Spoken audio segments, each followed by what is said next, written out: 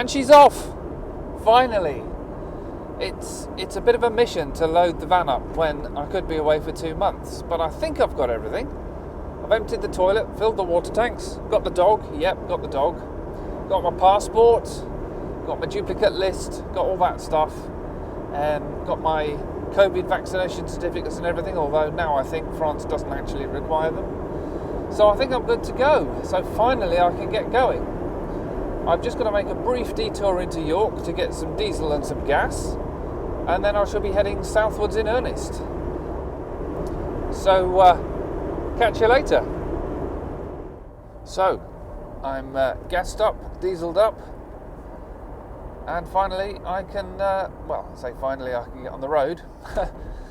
Finally I can get on the road, but I'm just crawling through the outskirts of the city of York at the moment. I will eventually get on the A64 dual carriageway, and then hopefully there will not be too much let or hindrance preventing me from getting down to Folkestone and the Eurotunnel. We did encounter some weather once or twice, but by and large the A1 stretch wasn't too bad. Flyers have to recoup, and they're unrelated to how much energy people use. Fixed costs include things like network charges, so it's money that's passed onto the companies that actually transport the gas and electricity. So, a relatively quiet bit of motorway gives me a chance to talk you through some of what's going on. So, I did promise that I would tell you about taking Bailey to the vet to get his animal health certificate. My vet's practice is very well run, and they have a vet there who knows all about animal health certificates and has done this process before.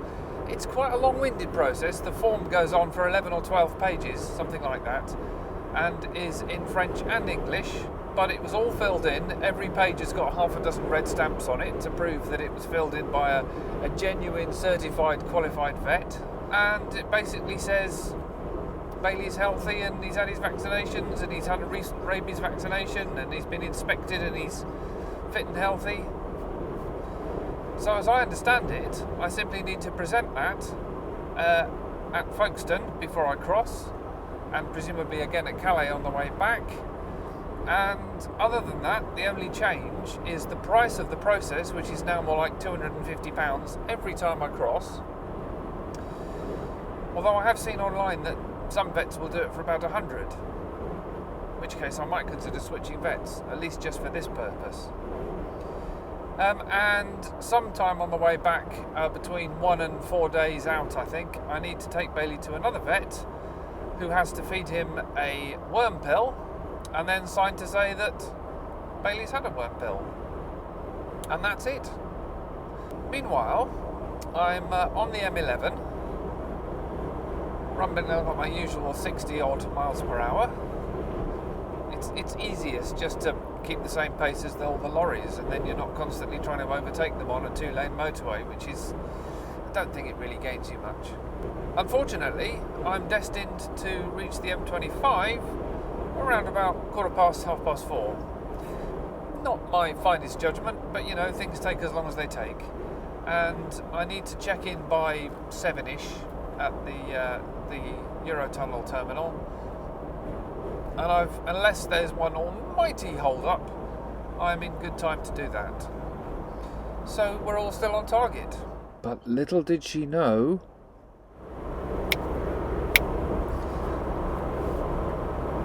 I'm trying out a new recording while I'm driving arrangement. I used to do this with my Panasonic GH4 on a big sucker mount on the windscreen. And I used to plug my microphone directly into the GH4, and that worked really well. And the nice thing about that, the camera itself is a bit bulky, so it can slightly obscure my view of the mirror on that side, which is unfortunate, probably illegal. You have to sight it quite carefully to minimise that. But it produces a lovely picture. It's got nice sound, tolerably nice sound anyway.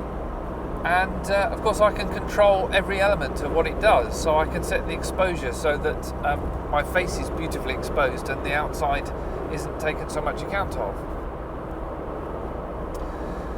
But it does take up a lot of space. So this time I'm using a GoPro. It's an old GoPro that I got on eBay. I think it's a GoPro 5. And that's much smaller, and that means that there's no danger of it obscuring my view of anything, which is nice. It does have some disadvantages though, and one of those is that the sound is rubbish. So we can't be doing with that. Instead, I'm doing dual system sound. I've got a little microphone on my front here, and then a pocket recorder in the door pocket for now, or in my trousers pocket if I were not sitting down. Which is a little bit of a hassle because I've got to remember to start them both. I've got to clap or click my fingers every time I start so that I've got a sync point, and it's just a little bit more cumbersome. But it might be easier than having the GH4 stuck to the window. One nice thing about it is that I can see what the camera's seeing on my phone over here, so at least I can get the framing nice and I can start and stop over here, but I can't seem to control the exposure from over here. I'm sure this is something they fixed in later GoPros, but I don't have a later GoPro, I've only got this one. So I've joined the M25 at about 4:30, a little bit later than anticipated, and guess what? It's a slowly moving car park as ever.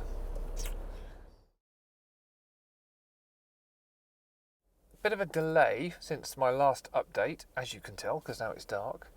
And the reason for that is endless motorway hold-ups. One thing after another thing after another after another after another. And then finally, when I rolled up to where the back entrance, well, the non-motorway entrance to the Eurotunnel place was, it was all coned off. Just barriers and cones and concrete lumps and things, and no explanation. So I got on the Eurotunnel website, and it mentioned, oh yeah, Operation Stacks in progress. And this is all a knock-on effect of the P&O ferries having sacked half their staff, which means that their boats can't run, so all the lorries that would have been on P&O ferries are now having to sail on everyone else's ferries, or of course cross over on the on the Eurotunnel. And so they're stacked up back along the M20. I actually came along the M2 and then cut down past Canterbury, so I didn't see any of that. In fact, I deliberately went that way so as to avoid it all. But nobody told me that they blocked off the north entrance to the tunnel. So I had to come all the way round and onto the M2 and then past the tunnel entrance and onto the next junction and come back. Whew. Now, if you've got a dog, of course, if you're going to France, you have to check the dog in both ways, not just coming back. So they've made a new pet check-in area where they check you in for the actual train crossing as well as check your pets all legal and registered. And I couldn't find that to start with. It's not hugely well signposted, and it was dark. I eventually found it. It's basically in the whole Victor Hugo reception building shopping centre cafe complex thing, and there was no problem there. They just, exactly as they used to do with pet passports, they just looked at his documentation quite carefully, got me to scan him. Apparently he checks out, he is the dog he says he is, and then they asked a couple of questions about the van. Did it have a roof box? Well, no, but it is quite tall. It is a camper van. Oh yeah, she said. So I'm glad that one didn't slip past them. I'm going to be on a train an hour later than the one I thought I'd be on. It's partly my fault, partly their fault. It seems Eurotunnel's in a slight state of disarray as well. But now I'm in the queue, well, I say queue, in the holding area, ready to board for a train that should depart at 9:20. Passport man wasn't remotely interested in my reason for travel. That's the French passport man. He just vaguely asked questions about where I was going and that kind of thing. Stamped my passport. That's a new thing. You didn't used to get your passport stamped. I can show you that. Where is my passport? I've never had a stamp in this passport before. Let's have a look. Has he put it? He's put it on the first stamping page. Yeah. Yeah, there we go. I don't know if you can see that in the gloom. Possibly you shouldn't, but there it is. It's stamped. I might have to take my word for it. Yeah, and when we got to the French customs, I couldn't actually attract anyone's attention. I don't think there was anybody there. So I'm kind of winging it on that. And here we are, ready to roll onto the train. Mr. Bailey is as relaxed as ever. Yeah.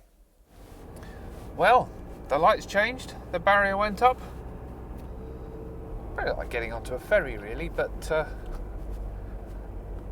with fewer people in yellow jackets waving their arms and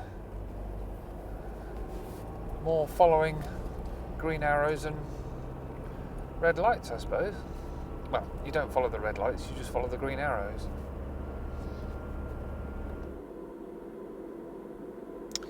And there we are. Orange Jacket has stood aside and is waving vehicles onto the train, so we'll roll on.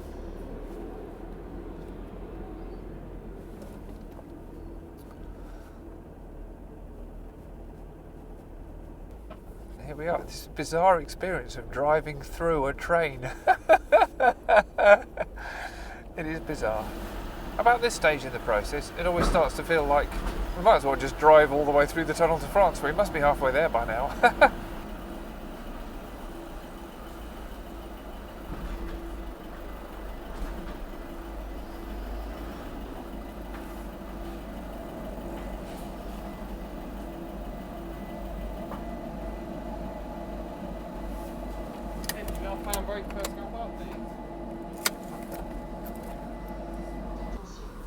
Safety announcements, first in English, then French. If we hear an alarm, we're to leave our vehicles and go to the next carriage, either in English or in French, and we'll arrive in France shortly. I think at the moment we're just ambling along. I think we get to a high-speed stretch of line. We're speeding up. Yeah, we're speeding up a little bit now. But yeah, no, I just sit here and play with my phone or read a book for 20 minutes, and the next thing you know, nous sommes arrivés en France.